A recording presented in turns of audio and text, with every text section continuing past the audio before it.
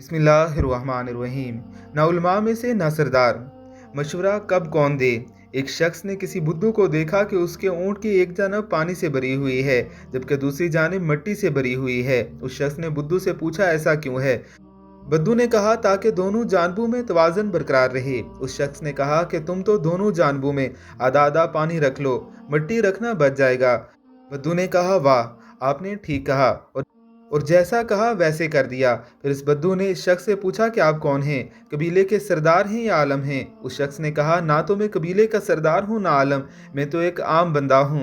ये सुनते ही बद्दू कहने लगा, अल्लाह तुम्हें बर्बाद करे, ना आलम हो ना सरदार हो, फिर भी मशवरे देते फिरते हो। इस हकायत में गलती पर कौन है, अच्छा मशवरा देने वाला या जिसको मशवरा दिया गया?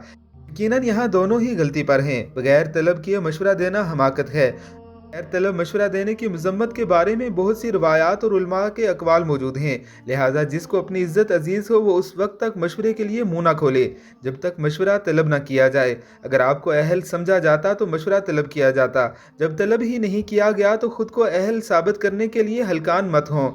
दूसरी जानिब अवाम का हाल है कि वो मशवरा या अच्छी बात सिर्फ उसी की कबूल करते हैं जो मालदार हो या बड़ा आलम हो। हालांकि अरबी मकोला है कि कभी कभार नहर से वो चीज़ मिल जाती है जो समंदर से नहीं मिलती, इसलिए छोटों से मशवरा तलब कर लेना ऐब नहीं। बल्कि सैयदना उमर फ़ारूक रज़ी अल्लाह ताला अन्हो फरमाते हैं कि नौजवानों से मशवरा लिया करो, उनके दिमागों में हिद्दत और तेज़ी होती है। यही वजह है कि ख़ुद उमर फ़ारूक हज़रत अब्दुल्ला इब्न अब्बास को, जो कि नौजवान थे, उनको अकाबिर बदरी सहाबा के साथ बिठाते थे और मजलिस में बोलने का मौका दिया करते थे। मशवरा या राय बगैर मांगे ना दें।